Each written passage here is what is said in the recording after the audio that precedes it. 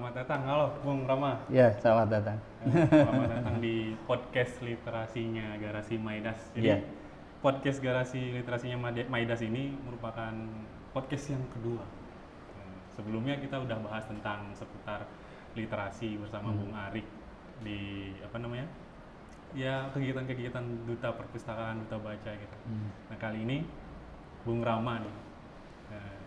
Bung Rama Prambudi di Kimara. Kita kedatangan tamu Bung Rama Prambudi di Kimara. Beliau ini adalah aktivis, jurnalis juga, ya. Dulu aktif di Perhimpunan Pers Mahasiswa, ya Mas ya.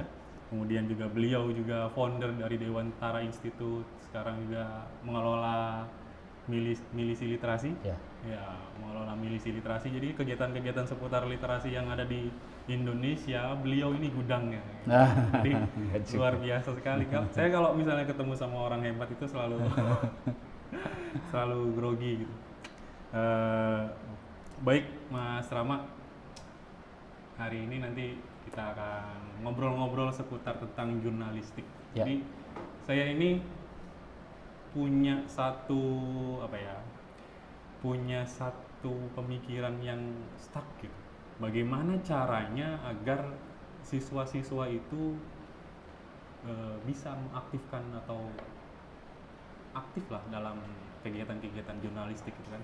Karena jurnalistik ini kan salah satu pionir dalam menginformasikan berbagai macam informasi seputar sekolah juga gitu.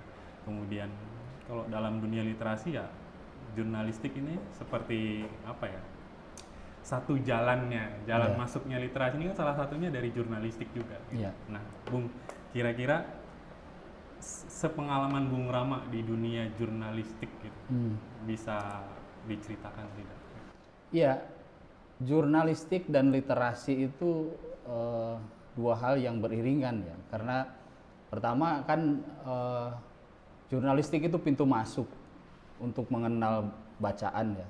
Selain buku, karya-karya jurnalistik juga pintu masuk untuk memahami atau memberikan informasi kepada publik, kepada siswa khususnya yang di sekolah untuk mendapatkan bahan-bahan bacaan.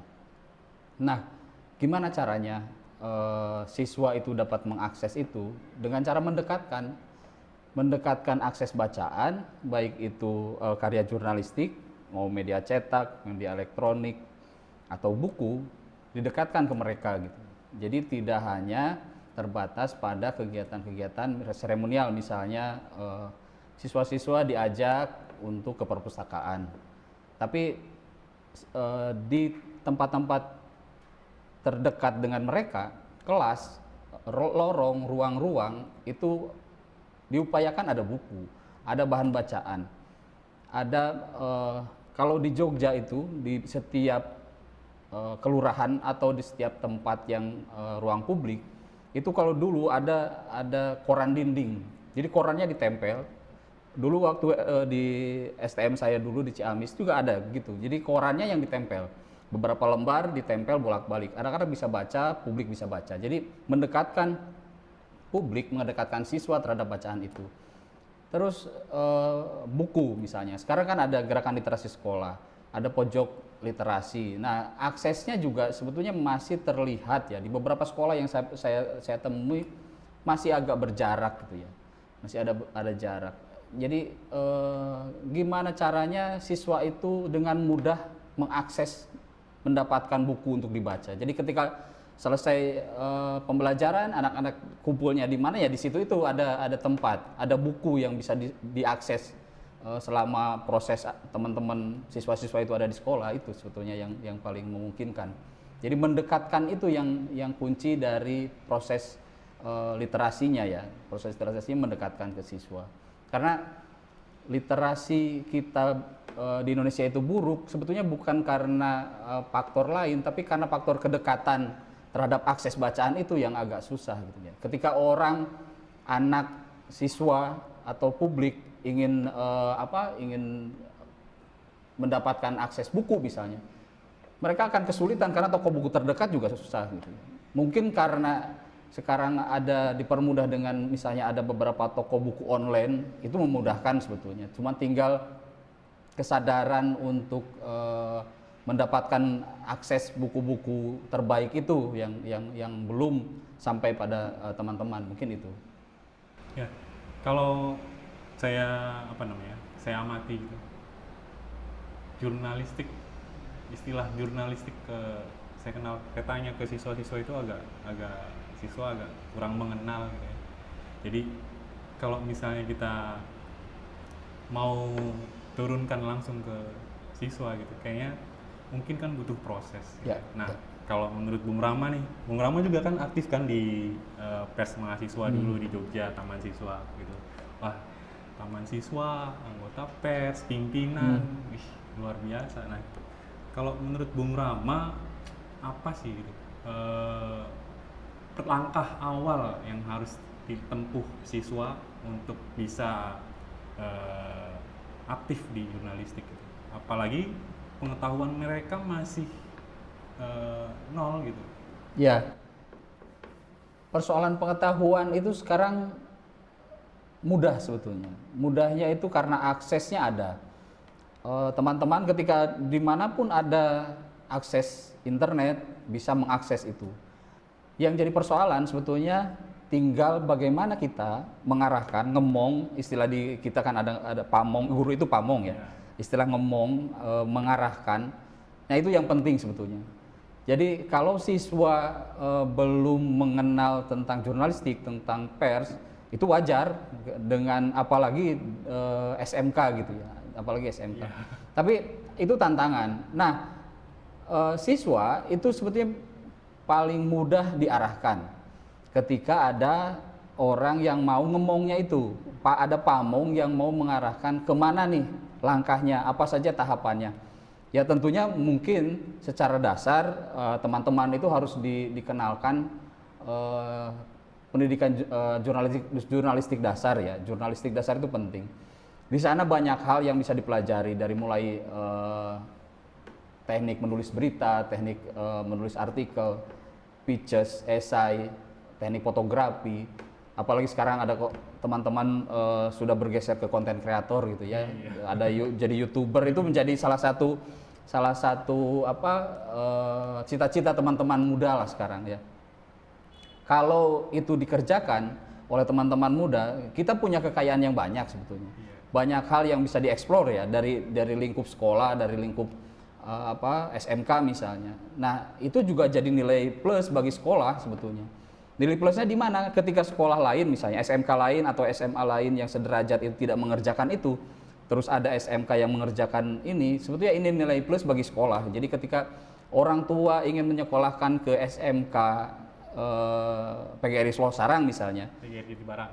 PGRI Aji Barang, Jati Barang, nah itu salah, nanti dikoreksi. Itu kan orang tua melihat ada ekstrakurikuler apa aja sih gitu kan. Nah, di sana kan orang tua menitipkan anaknya di sekolah itu kan dengan tujuan ingin anaknya maju. Ketika banyak pilihan, banyak alternatif di sana, saya kira orang tua bisa dengan tenang ya menyekolahkan di SMK gitu. Karena posisi vokasi hari ini jadi perhatian penting negara lah, dengan banyaknya investasi yang masuk, ada pergeseran orientasi pemerintahan juga sedang bergerak ke industri, SMK-nya juga disiapkan. Saya kira modal plus itu ketika teman-teman siswanya dibekali dengan pemahaman jurnalistik, saya kira banyak manfaatnya. Karena ketika teman-teman siswa paham apa itu jurnalistik, apa itu pers, apa manfaatnya, apalagi dihubungkan dengan budaya literasi, saya kira menjadi nilai plus siswa, punya pemahaman, punya daya dan kemampuan lain jika dibandingkan dengan siswa-siswa lain di sekolah lain. Mungkin itu. Ya, berarti memang sekolah itu ya perlu gitu kan? Ya, perlu dan butuh pamongnya yang. Perlu dan butuh. Oke. Kalau ini Mas, persoalan jurnalistik sekarang itu kan sudah tadi seperti yang Mas Rama katakan gitu. Ada YouTuber, ada konten kreator gitu Ya. kan. Sebenarnya bisa tidak gitu? Ya mungkin kalau siswa yang sekarang kita arahkan untuk ke yang cetak gitu ya. Ya. Kayak misalnya suruh nulis, kemudian suruh kemudian karyanya dicetak gitu, kemudian kita bikin seperti majalah, itu kayaknya mereka tahapannya agak panjang dan agak lama gitu. Tapi kalau misalnya didekatkan dengan cara yang tadi mungkin konten kreator, YouTuber, mungkin apa ya? Mungkin lebih nyaman bagi mereka. Tapi apakah itu juga masuk ke dalam ini gitu, apa namanya? Lingkup jurnalistik juga gitu. Ya, kerja-kerja jurnalistik itu harus dimulai atau dikenalkan sedari awal. Ya, misalnya dalam proses ini siswa menengah atas itu harus dikenalkan. Mereka harus paham apa itu pers, apa itu produk pers, dan apa yang bisa dikerjakan oleh jurnalistik kampus, jurnalistik di sekolah. Jurnalistik kampus itu juga ada bagiannya. Nah, ini kan bukan fenomena sekarang ya. Ini sebenarnya sudah lama bergerak di sana ya. Yang penting ketika siswa memahami jurnalistik, tahu dan ingin menulis, nah itu tujuan kita gitu. Ketika siswa ingin mengetahui dan menulis, itu dengan sendirinya mereka akan mencari. Ketika proses mencari itu ada membaca gitu. Mereka akan riset, mereka akan mencari lewat buku, mereka akan mencari lewat jurnal, mereka akan googling, segala macam mencari. Nah, di proses itu yang pembelajarannya ada di situ sebetulnya, pembelajarannya. Jadi gerakan literasi sekolah juga termasuk itu gitu, termasuk ketika siswa itu membaca buku, terus setelah itu dibuatkan review, nah itu bagian dari gerakan literasi sekolah. Perkara setelah review itu jadi produknya apa, apakah itu nanti hasilnya jadi konten YouTube, atau ditulis menjadi majalah dinding, atau ditulis jadi buklet, itu perkara lain. Tapi ada proses rentang pemahaman teman-teman untuk menjadi satu produk itu harus tahu gitu. Dan di situ ada rentang panjang gitu ya. Siswa untuk mencari, menuliskan, ada proses risetnya, ada membaca di situ. Nah, itu yang paling penting dari proses itu, nilai positifnya ke siswa. Itu mereka akan memahami banyak hal. Tidak hanya yang dipelajari di bangku-bangku sekolahnya. Tidak hanya misalnya di kampus, tidak hanya yang didapat dari bangku-bangku kuliahnya. Nah, nilai plus itu yang bakal jadi modal kehidupan gitu bagi mereka, sebagai nilai positif bagi kepribadiannya beliau gitu, teman-teman siswa. Karena pasti akan ada pembeda lah. Misalnya anak-anak yang tadinya aktif di organisasi dengan anak-anak yang tidak aktif di organisasi ketika masuk ke perusahaan misalnya, atau ketika masuk kuliah, itu bedanya jauh. Makanya pentingnya organisasi sekolah itu ada di sana. Membuat karakter siswa jadi berbeda dengan siswa yang lain, itu di sana titik poinnya. Makanya jurnalistik jadi salah satu poin masuk untuk mengenalkan budaya baca tulis di sekolah. Itu sebetulnya. Berarti penting dan urgent kalau. Urgent, sangat urgent. Karena kalau tidak dimulai sekarang, kita sudah kehilangan banyak generasi yang terlewatkan untuk mengenalkan baca tulis, mengenalkan kebiasaan menulis. Kebiasaan menulis juga pasti diiringi dengan kebiasaan membaca. Perkara nantinya jadi karya yang bisa dibaca orang lain, itu menjadi lain, menjadi titik poin lain gitu ya. Nilai plusnya ada di situ. Jadi keinginan teman-teman untuk membaca, menulis menjadi satu produk, apakah itu mading, apakah itu buklet atau produk yang lain, itu akan terus beririsan di situ. Dan ketika ekstrakurikulernya ada, itu kan makin berjenjang ya, makin terus terpelihara lah itu. Tapi yang paling penting harus dimulai, dan memulai itu juga nggak begitu sulit kok.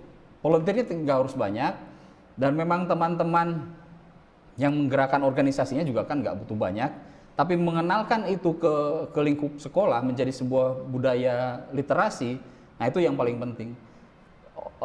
Lingkungan sekitar, ekosistem itu kan harus dibentuk ya oleh kita sendiri. Ketika ekosistemnya nyaman untuk menulis, ketika teman-teman ekosistemnya nyaman untuk membaca, budaya literasinya juga sudah bagus, tentu dampak yang lainnya banyak. Teman-teman siswa pada periode siswa ini kan periode rawan ya. Periode kritis yang harus betul-betul didampingi, yang harus kalau bukan diarahkan ya, misalnya didampingi gitu ya, didampingi dengan baik. Ketika siswa periode kritis ini tidak didampingi dengan baik, banyak hal bisa resikonya terlalu besar lah, resikonya terlalu besar. Sekarang berita hoax-nya banyak sekali. Ketika tidak dijelaskan bahwa mencari berita, mencari informasi itu harus dari sumber terpilih, diverifikasi begitu, dampaknya luas itu, dampaknya luas. Karena jam yang paling besar itu kan sebetulnya di lingkungan rumah ya, di lingkungannya sendiri gitu ya. Di sekolah berapa jam, pulang itu lingkungan itu yang membentuk juga kepribadian siswa. Jadi yang kalau Ki Hajar bilang kan pendidikan itu ada tripusat pendidikan ya. Tripusat pendidikan itu ada pendidikan di sekolah, pendidikan di orang tua, di keluarga, dan di masyarakat. Nah, di orang tua dan di masyarakat ini yang paling lama sebetulnya. Nah, sekolah juga punya peran penting, tapi tripusat pendidikan ini menjadi satu hal yang seharusnya saling bergandengan tangan untuk membentuk karakter siswa itu. Siapa yang membentuk? Ya pamong-pamong itu, ya lingkungan sekitar itu. Mungkin itu. Ya, apalagi diputus pandemi kemarin, bener-bener krisis gitu. Minat baca kita bener-bener sangat jauh tertinggalnya. Setelah pandemi ini siswa lebih cenderung ke hal-hal yang lebih praktis gitu. Jadi makanya ketika saya mau mulai mengaktifkan jurnalistik, agak tadi seperti saya bilang di awal itu agak stuck di awal, bagaimana ya caranya untuk membaca aja. Siswa ini saya beri tugas satu buku gitu, ya agak lama mereka untuk menyelesaikan gitu. Jadi terlebih apalagi mau menciptakan produk gitu. Jadi, betul. Perlu sabar kayaknya.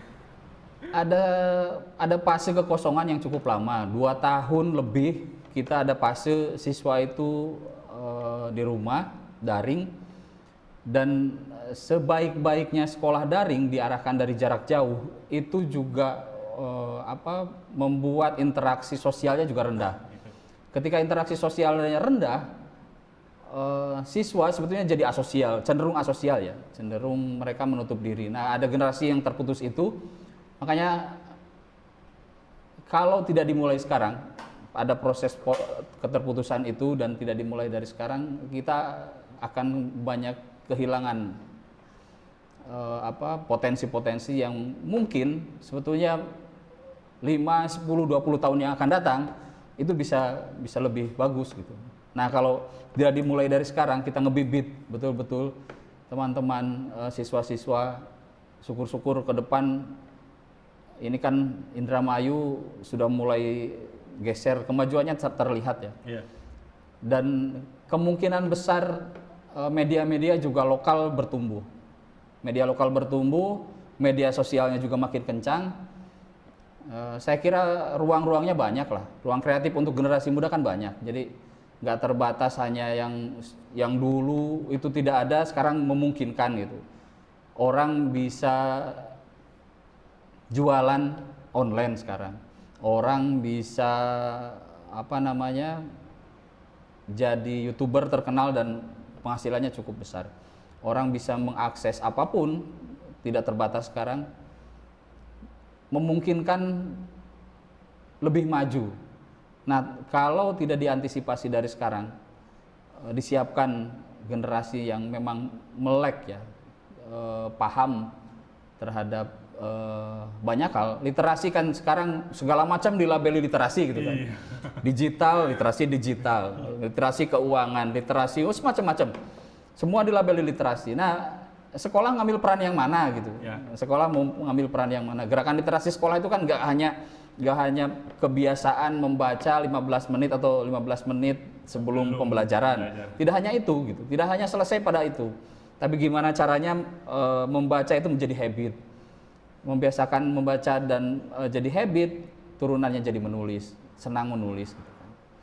Nah, ada generasi ini kan generasi yang paling rawan. Orang bilang generasi apa ya sekarang, rentan ketika paparan media sosialnya juga kencang, kebiasaan main medsosnya juga 24 jam gitu kan. Aktivitas hariannya juga menjadi kurang gerak gitu kan. Iya. Nah, jadi itu tantangan besar lah buat sekolah. Jadi diupayakan kesibukan itu tidak hanya di depan media yang sebesar kepalan tangan gitu, sebesar tangan. Jadi tidak hanya terbatas di situ. Jadi butuh pendampingan yang lebih praktis ya. Dicarilah formulanya, siswa itu disibukkan pada aktivitas-aktivitas yang bermanfaat. Diklat jurnalistik, ada workshop, ada pentas seni, ada macam-macam yang bisa dikerjakan oleh sekolah sebetulnya.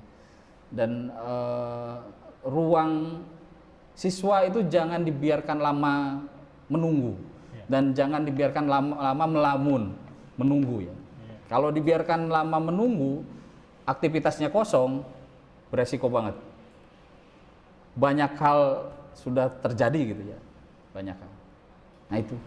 Oke, Mas, terakhir ya Mas, sebagai closing dari Mas Rahman.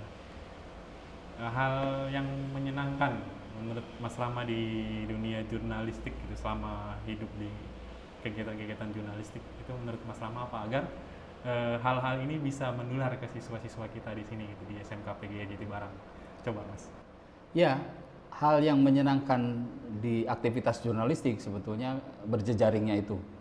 Nah, proses berjejaring itu banyak manfaatnya, baik bagi personal atau organisasi yang ada di lingkup sekolah misalnya. Dan yang menyenangkan dari proses panjang itu sebetulnya hanya bisa dilakukan atau terasa oleh pribadi-pribadi yang mau masuk pada organisasi. Ketika siswa masuk organisasi berarti punya niatan untuk mendewasakan diri kan. Nah, proses panjang itu butuh pamong yang mau mendampingi gitu ya. Mau mendampingi. Orang yang tepat mendampingi kegiatan-kegiatan ekstrakurikuler itu juga menjadi penting karena siswa itu tidak bisa dibiarkan begitu saja dalam proses pertumbuhannya, tapi butuh pamong yang mampu mengarahkan potensi-potensi itu. Hal yang menyenangkan itu akan terjadi di situ.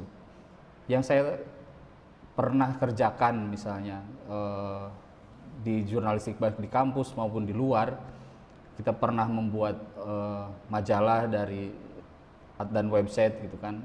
Kita beberapa kali website juara nasional. Kita pernah bikin majalah dari mulai nol sampai sekarang masih ada.